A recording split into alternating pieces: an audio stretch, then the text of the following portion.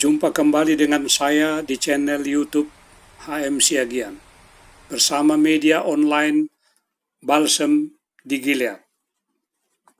Saudara-saudara pemirsa, pembelajaran kita pada saat ini adalah tentang makanan dan kesehatan.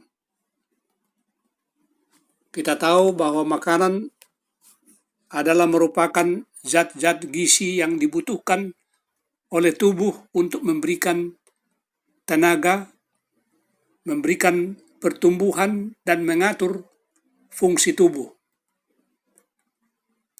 Zat-zat gizi yang dibutuhkan antara lain adalah karbohidrat, lemak, protein, mineral, dan vitamin. Nah, zat-zat gizi ini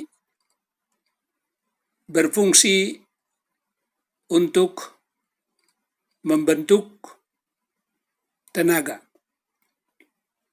Yang membentuk tenaga adalah karbohidrat, lemak, dan protein. Sedangkan untuk pertumbuhan diperlukan protein dan mineral, sedangkan mineral dan vitamin adalah berfungsi sebagai pengatur. Mari kita lihat makanan sumber karbohidrat yang dikonsumsi oleh kita yang memerlukan karbohidrat ini. Karbohidrat terdiri dari dua bagian. Yang pertama karbohidrat kompleks, terdiri dari nasi, gandum, ubi-ubian, jagung, singkong, dan sagu. Sedangkan karbohidrat olahan yang terdiri dari kue-kue, es krim, soft drink, roti-rotian, dan gula. Kemudian mari kita lihat makanan sumber lemak. Makanan sumber lemak adalah dari minyak goreng, kemudian dari lemak hewan, durian, advokat, kacang tanah, dan lain-lain. Sedangkan makanan sumber protein terdiri dari dua sumber, yaitu sumber nabati dan hewani. Dari sumber nabati antara lain kacang kedelai, kacang hijau, kacang tanah, kenari, gandum, tempe, tahu, dan lain-lain. Sedangkan sumber protein dari hewani adalah daging, ikan, ayam, keju, telur, dan susu. Mari kita lihat selanjutnya makanan sumber vitamin dan mineral. Semua buah-buahan dan sayur-sayuran mengandung banyak vitamin dan mineral yang dibutuhkan oleh tubuh. Saudara-saudara pemirsa, 90% penyakit yang diderita oleh manusia ada hubungannya dengan makanan. Oleh karena itu,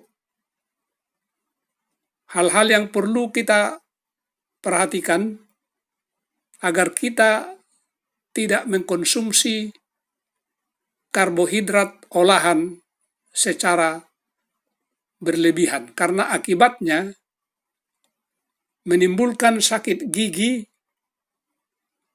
kegemukan, kencing manis, kanker. Dalam hal ini adalah kanker usus. Karbohidrat olahan ini sama sekali tidak memiliki serat, vitamin, dan mineral, dan dianggap memiliki kalori kosong. Karbohidrat olahan dapat dicerna lebih cepat dan memiliki indeks glikemik yang tinggi, artinya angka yang menunjukkan potensi peningkatan gula darah. Antara lain, sumber dari karbohidrat olahan ini seperti tepung putih, roti, kue kering, soda, makanan ringan, pasta, permen, sereal, dan lain-lain. Makanya sebagian besar orang yang menderita obesitas biasanya disebabkan oleh terlalu banyak mengonsumsi karbohidrat olahan ini. Membuat kita kenyang hanya 1 jam, sementara makanan kaya serat mampu bertahan sekitar 2-3 jam. Hal yang penting juga kita ketahui, yang perlu kita ketahui bahwa kelebihan daripada karbohidrat olahan ini bisa meningkatkan lemak perut selama 5 tahun. Nah, saudara-saudaraku, kita sudah melihat akibat kelebihan karbohidrat olahan ini. Ini contoh kanker usus. Kemudian akibat kelebihan karbohidrat olahan yang berikut adalah penyakit jantung. Nah, penyakit jantung adalah merupakan pembunuh terbesar di dunia pada saat ini, yang telah menyerang 300 juta orang di seluruh dunia. Oleh karena itu, kita harus hati-hati kepada kolesterol jahat. Dan kita harus selalu concern dan memikirkan untuk mengonsumsi kolesterol yang baik. Dalam hal ini, HDL. HDL adalah singkatan dari High Density Lipoprotein. Coba kita lihat di sini ada istilah sukrose. Apabila sukrose atau biasa kita sebutkan sukrosa turun, maka HDL meningkat atau naik. Apa yang terjadi? Maka kolesterol turun. Sedangkan apabila sukrosa naik, sebaliknya HDL akan turun. Dan kolesterol pun akan naik. Akibatnya, saudara-saudara, terjadi penyempitan pada pembuluh darah. Nah, apakah sukrosa itu? Sukrosa adalah gula. Jika Anda perhatikan komposisi atau nilai gizi suatu makanan kemasan, mungkin Anda menemukan sukrosa, glukosa atau fruktosa di dalamnya. Sebenarnya ketiga zat tersebut termasuk dalam jenis gula atau karbohidrat sederhana.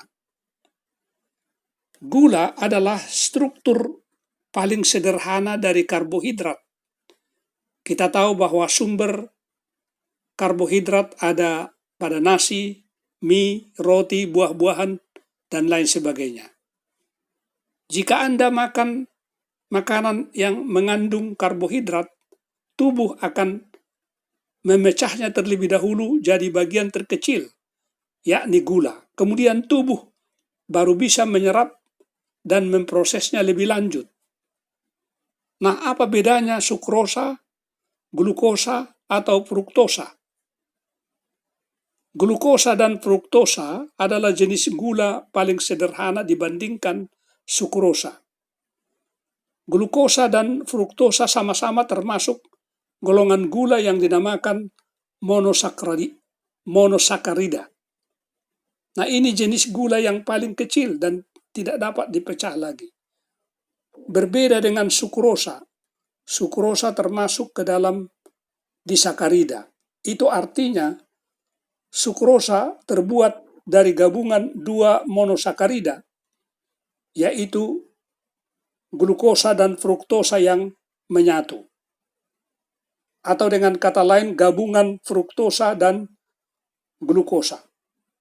Nah, kalau Anda mendengar kata gula sederhana, yang termasuk gula sederhana itu adalah monosakarida dan disakarida ini. Saudara-saudara pemirsa yang kekasih, tapi perlu kita ingat, gula yang penting dalam tubuh adalah glukosa. Kenapa? Sebab tubuh hanya bisa menyerap glukosa dan menjadikannya sebagai energi untuk otot dan juga otak. Tubuh tidak bisa menggunakan fruktosa sebagai energi karena jalur metabolisme kedua gula ini berbeda dalam tubuh. Sukrosa juga belum bisa menghasilkan energi. Kenapa? Sukrosa harus dihancurkan dulu dalam tubuh menjadi bentuk paling sederhana, yakni jadi glukosa dan fruktosa. Saudara-saudara yang kekasih dalam Tuhan, kita melihat selanjutnya akibat kelebihan dari karbohidrat olahan ini, yaitu membuat daya tahan tubuh kita bisa menurun. Kita boleh lihat selanjutnya di sini pengaruh gula terhadap fagosit. Apakah yang disebut dengan fagosit? Fagosit adalah jenis sel darah putih yang membantu tubuh manusia melawan infeksi. Kita melihat di dalam daftar ini pengaruh gula terhadap fagosit, yaitu sel darah putih yang membantu tubuh kita melawan infeksi. Bila mana kita mengkonsumsi sedikit gula, atau dengan pengertian lain, nol di sini, maka jumlah kuman yang difagositkan itu 14. Sedangkan persentase pengurangan dalam fagositosis adalah 0%. Dan kita melihat yang tinggi di bawah. Apabila kita mengkonsumsi 24 sendok teh gula, maka jumlah kuman yang difagositkan hanya 1. Sedangkan persentase pengurangan dalam fagositosis adalah 92%. Nah, kita lihat di sini gambar daripada fagosit. Saudara-saudara yang kekasih dalam Tuhan, akibat kelebihan karbohidrat olahan ini, kita ulangi kembali. Yang pertama, sakit gigi, kegemukan, kencing manis, kanker usus, sakit jantung, dan menyebabkan daya tahan tubuh menurun. Mari kita melihat akibat kelebihan lemak. Akibat kelebihan lemak dapat mengakibatkan obesitas atau kegemukan, diabetes, penyakit kanker, tekanan darah tinggi, penyakit jantung, dan penyakit stroke. Nah, ada beberapa tips untuk mengurangi lemak ini. Hindari makanan yang mengandung lemak jenuh dan tingkatkan konsumsi makanan yang mengandung protein tinggi seperti kacang kedelai, ikan, dan lain-lain. Yang berikut, konsumsi banyak makanan yang bersumber dari biji-bijian sayuran dan buah-buahan segar, dan makanan yang kaya serat. Dan yang berikut, hindari terlalu sering mengkonsumsi makanan yang digoreng ataupun dipanggang. Dan gantilah dengan makanan yang dikukus. Saudara-saudara pemirsa yang kekasih, mari kita melihat di sini bagaimana kalau terjadi kelebihan protein. Apakah akibatnya bila mana kelebihan protein? Protein memang memainkan peran penting dalam tubuh kita. Namun kelebihan protein justru tidak baik akibatnya. Antara lain, akibat kelebihan protein ini membuat pertumbuhan yang cepat menjadi dewasa, terjadi gangguan pada persendian atau sering disebut dengan rematik atau gout. Akibat yang berikut adalah gangguan pada ginjal dan osteoporosis. Nah, kita melihat di sini ada daftar untuk asupan protein harian. Orang yang berusia 1 sampai dengan 3 tahun, asupan protein harian yang diperlukan sekitar 14,5 gram. Kemudian sampai ke bagian bawah, saudara-saudara boleh melihat dan bila perlu mencatatnya. Pria di atas 50 tahun, 19 tahun sampai dengan 50 tahun lebih, hanya dibutuhkan 55,5 gram asupan protein harian. Nah, saudara-saudara pemirsa yang kekasih, ada beberapa anjuran yang penting kita ingat di sini. Yang pertama, dianjurkan makanlah secukupnya. Aturlah waktu makan Anda dan makanlah pada waktunya. Kemudian jangan makan di antara jam makan. Jangan minum waktu makan. Kunyah makanan hingga halus, kemudian baru ditelan. Makanlah makanan alamiah, karena itu adalah makanan yang terbaik. Yang berikut, kurangi makanan yang berlemak. Kurangi makanan yang mengandung karbohidrat olahan. Dan hindari makanan berprotein tinggi. Saudara-saudara, pertanyaan kepada kita di sini, mana yang kita pilih? Nikmat atau sehat? Anak-anak gemar menyantap makanan cepat saji atau fast food, seperti misalnya ayam goreng, burger, pizza, dan lain-lain. Walaupun komposisi gizinya tidak seimbang dan berkolesterol tinggi, anak-anak tergiur rasanya yang nikmat. Makanan sehat yang disajikan di rumah malah tidak disukai. Begitulah pola hidup anak-anak. Lebih suka yang nikmat daripada yang sehat. Padahal kita harus lebih menyukai yang sehat daripada yang nikmat. Saudara-saudara pemirsa, makanan sehat mempengaruhi apa? Kecerdasan anak. Apa yang mempengaruhi kecerdasan dan kepandaian anak? Jika Anda ingin anak Anda memiliki kecerdasan yang optimal, sebaiknya lakukan konsumsi buah-buahan, sayuran, protein, dan makanan berserat tinggi. Maka itu akan membantu perkembangan kecerdasan dan pertumbuhan fisik dari sang anak. Bagaimana memilih makanan sehat? Siapa sih yang tak mau hidup sehat?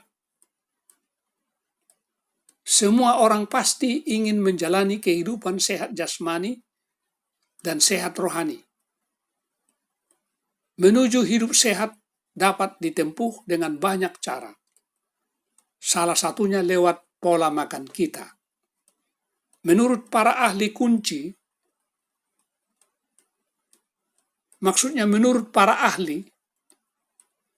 kunci jadi sehat adalah mengkonsumsi makanan dengan gizi seimbang.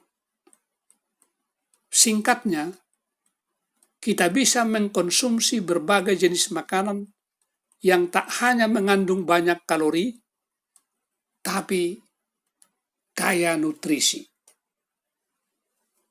Saudara pemirsa, sekian dulu akhir pembahasan kita pada saat ini.